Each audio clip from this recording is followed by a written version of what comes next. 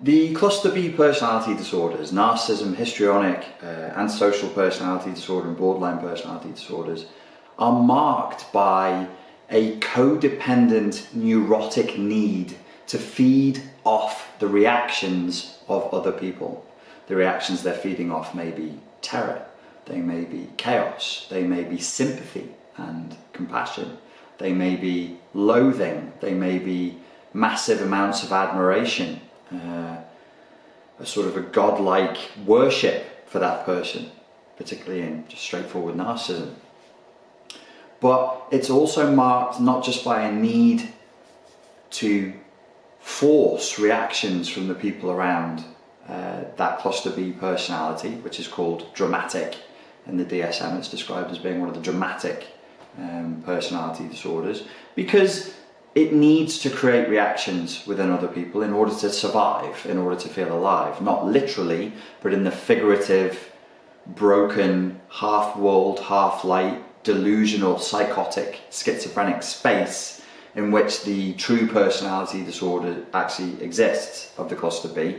They believe that they don't believe, the personality disorder functions as though if they weren't receiving these emotional responses from people, terror, fear, loathing, massive amounts of admiration, godlike worship, overwhelming lust, huge boundaryless amounts of empathy and sympathy, that they would simply disappear and cease to be. And they need it. And they're exploitative.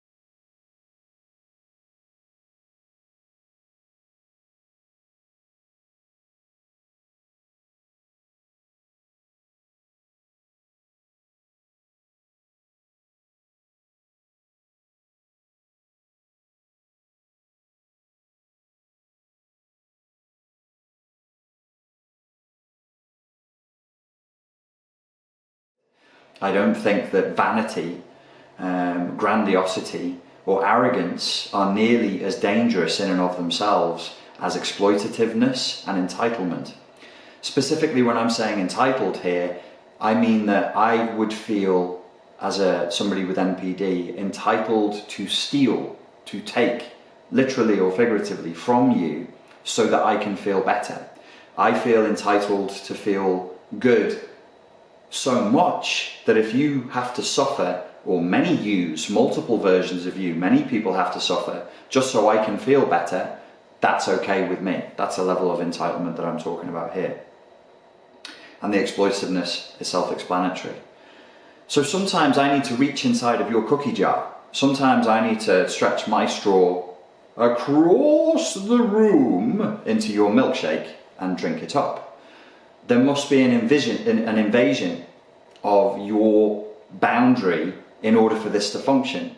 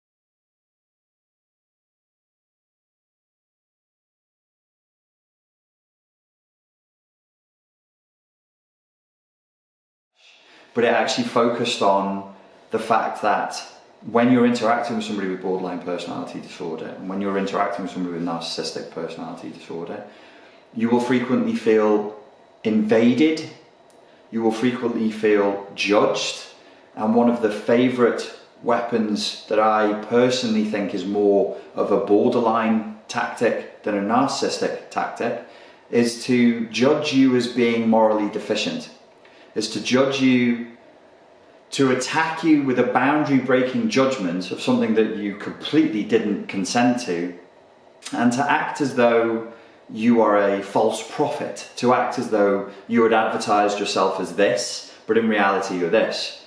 It's very confusing for the target, because you'll be thinking, hang on a second, did I advertise myself as that? Secondly, am I really not that? Is there really a huge gap between, I do advertise myself, I suppose, as a decent human being, and you're saying I'm a piece of shit. And then the third thing you go into is, well, maybe it's true. This is I wouldn't call it a logical fallacy, and I don't think it's a software fault. I think it's a pattern of behavior that reasonable people must go through. A thought pattern that a reasonable human being must go through should be self-doubt.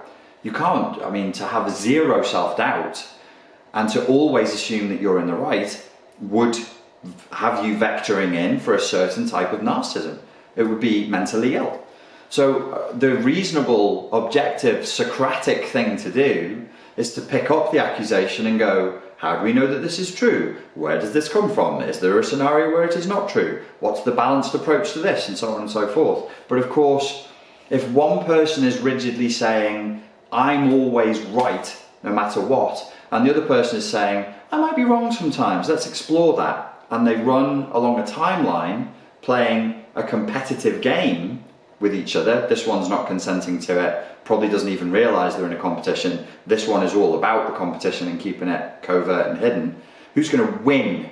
Who's going to win? This one's like, win what? The target is going, win?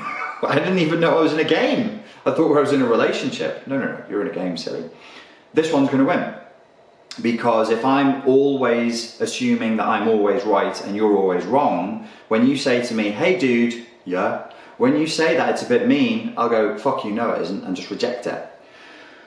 So that requires a continuous pattern of behavior that is dipping my hand into your cookie jar, that is pushing your boundaries constantly, because I need to train you to think that that is normal. So every day, in every way, I just got to keep pushing and pushing and pushing the boundaries, ratcheting up the demands. This is why the targets of narcissistic abuse frequently report feelings of despair and helplessness, and feeling like nothing I do is ever good enough. I always fall below the level of perfectionism that the narcissistic personality is driving towards, and particularly when the narcissism is flavoured as borderline personality disorder narcissism, you will be judged as not as good as you promised to be, and then punished for that.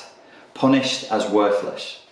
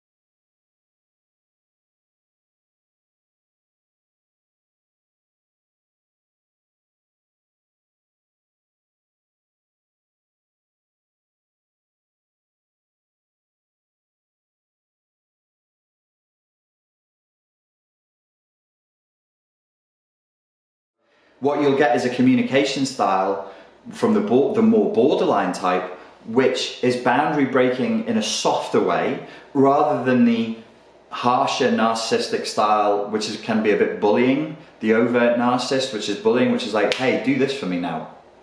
This is more like, hey girl, we're girlfriends, we're so close, we're the bestest of mates. And you're like, I met you 3 weeks ago in a yoga class, I don't really know you like that. And the over-assumption of intimacy is classic for the borderline personality relational style. The over-assumption of intimacy is also a boundary break. Boundary break is not always, hey, like a sort of yang energy, invasive, hey, you do this for me now. Sometimes it's a yin energy, hey, come over here and do this for me now. That's still a boundary break. In one, I'm penetrating you, and in the other one, I'm sucking the energy out of you. Oh, Freud, where are you now? So you've got to be aware of that. So sometimes you'll be interacting with somebody in a certain way where they're talking to you as though you've got massive amounts of intimacy, but the expectation behind that is, give me a load of time and attention. And sometimes you get to a certain place with a person, you're like, the amount of time and attention I'm giving you, like in a male-female context, it's kind of like we're lovers, or kind of like we're girlfriend and boyfriend, or kind of like husband and wife. But in the real world, outside of this fantasy of the communication, of the reality tunnel that you're spinning, we're not. So what's happening? I'll tell you what's happening is you're asking for more and more of my time and more of my attention in a way that is actually completely inappropriate to where we are up to in terms of our relationship. This can happen in sexual and non-sexual relationships. The gender doesn't matter a jot, neither does ethnicity or economic class or education level. It's across the board. The wonderful thing about narcissism, narcissism is a wonderful thing. No, the wonderful thing about narcissism is it transcends all boundaries. It's just a human issue. There's doesn't owned by one culture, one gender. It's just a human condition. So there you go. I hope you enjoyed that. I hope it's useful. If you're not sure and you want to test somebody, try saying no. When they are asking you directly or indirectly, be direct with your no. So whether you're getting a direct ask, do this for me, say no and smile, or an indirect ask where you're like, hey, you can turn around and be like, oh wow, it really seems like, you're asking for a lot of my time right now, and or the subject matter you're drawing into right now, I don't really know you like that. I don't really want to hear about all your, previous sexual experiences, but we're not that close. So can you just chill with that? No normal person would become enraged by that. A person might be hurt by that. They might be like, oh, that doesn't feel very good. I've just been told to get back in my lane. Ugh. I need to think about what I'm doing and why I'm interacting. The responsibility would go inward. It would be like, okay, the locus of control is internal.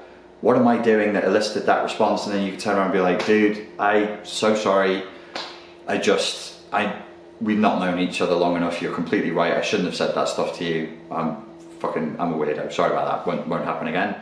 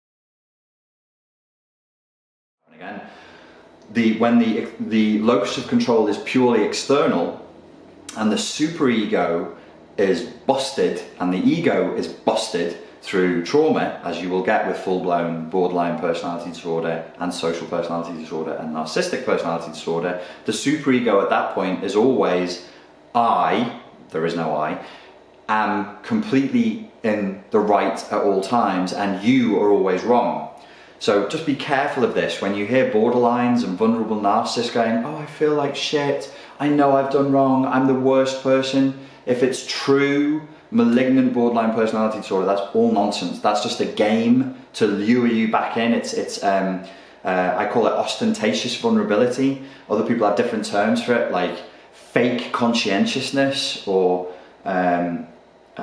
you could call it like a false self-awareness or false self-accountability, and it's nonsense. All they're doing is trying to elicit the right emotional response from you that they need. So whatever you